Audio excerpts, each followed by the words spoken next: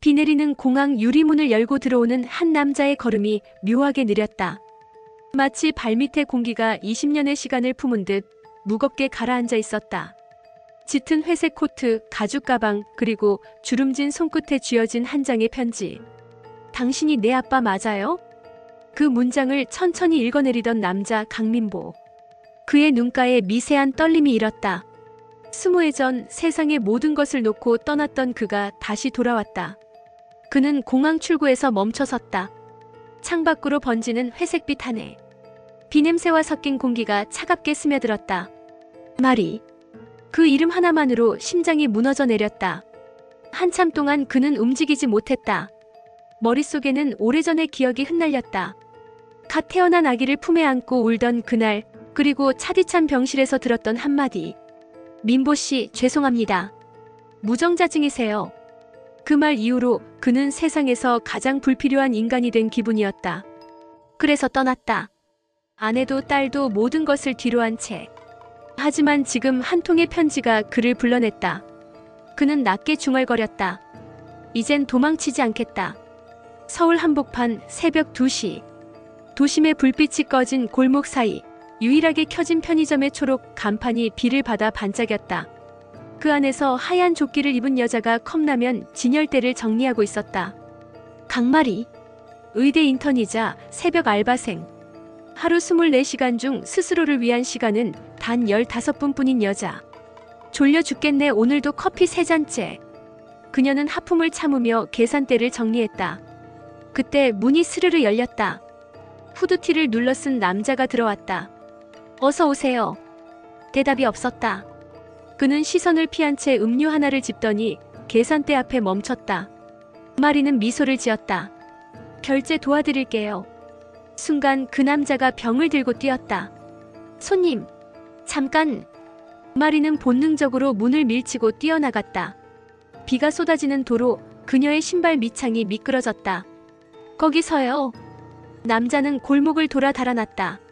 마리는 그를 향해 팔을 뻗었고 손끝이 그의 옷자락을 스쳤다. 그 순간 남자가 돌아서며 손에 들고 있던 병이 깨졌다. 유리 파편이 튀었고 그녀의 뺨이 스쳤다. 아! 균열이 간 아스팔트 위, 비와 피가 뒤섞였다. 남자는 그대로 달아났고 마리는 무릎을 꿇었다. 비명도 없이 숨을 몰아쉬던 그녀, 뒤에서 들려오는 익숙한 목소리. 강마리. 강세.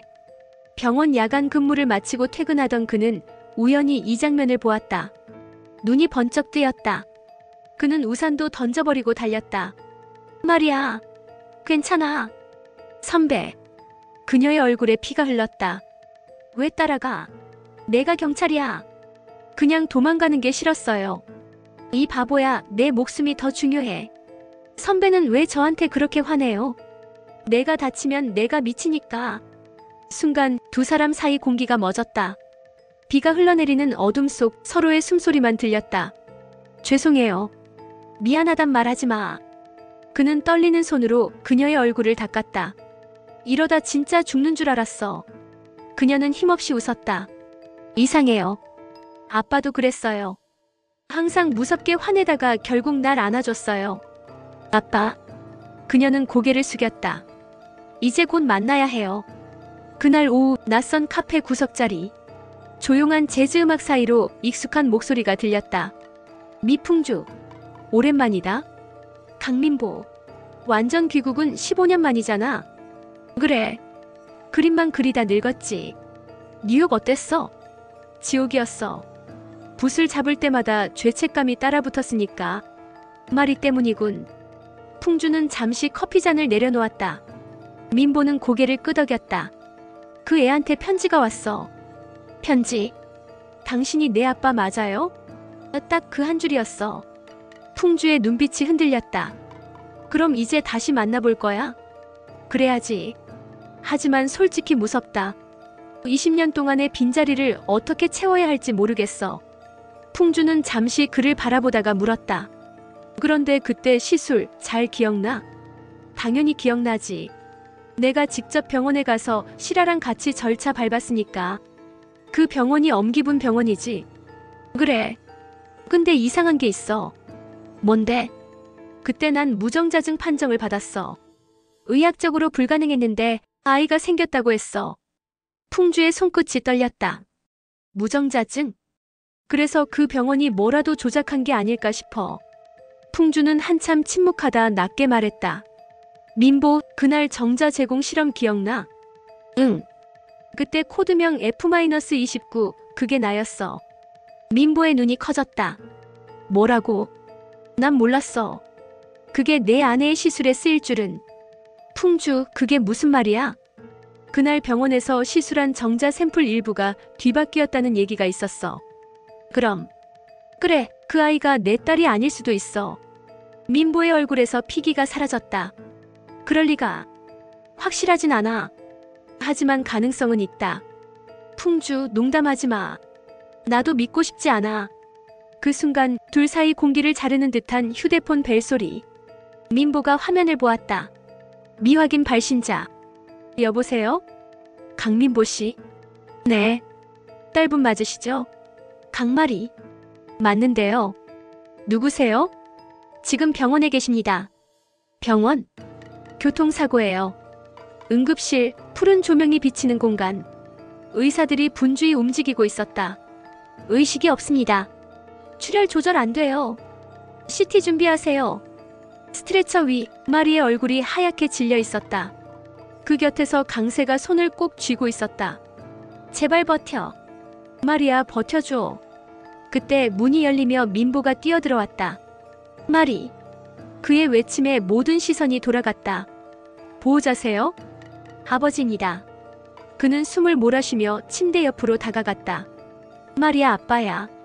그녀의 손끝이 미세하게 움직였다. 아빠. 그래, 나야. 꿈인가요? 아니야. 이제 절대 널 놓치지 않을 거야. 눈물이 흘러내렸다. 그녀는 미약하게 웃었다. 보고 싶었어요. 그때 문가에 누군가 서 있었다. 풍주였다. 민보. 민보가 돌아봤다.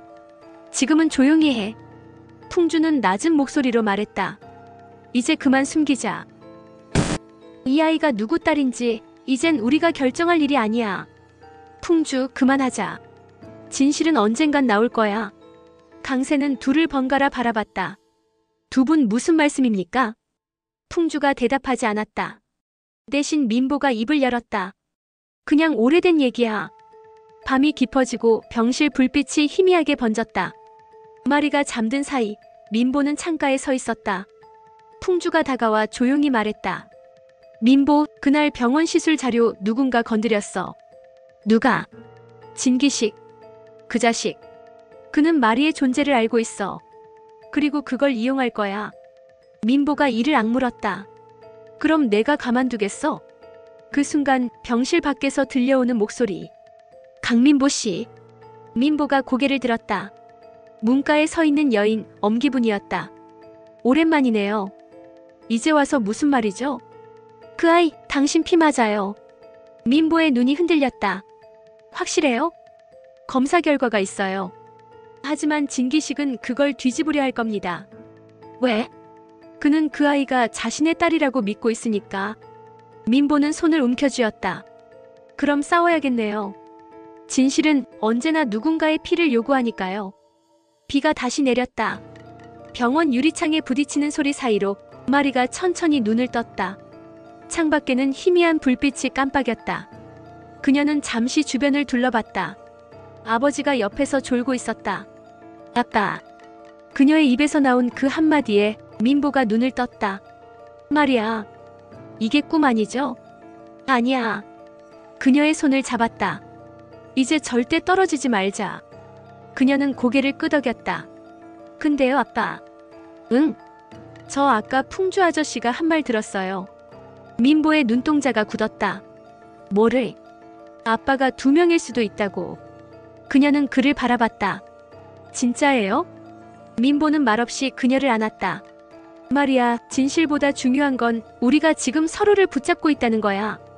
그녀의 눈에 눈물이 맺혔다. 그럼 진실은요? 진실은 결국 스스로 찾아야지. 그녀는 고개를 끄덕였다. 그럼 찾을게요. 제 진짜 아빠가 누구인지, 진짜 내가 누구인지. 창밖으로 번개가 쳤다. 그 빛이 두 사람의 얼굴을 하얗게 비쳤다.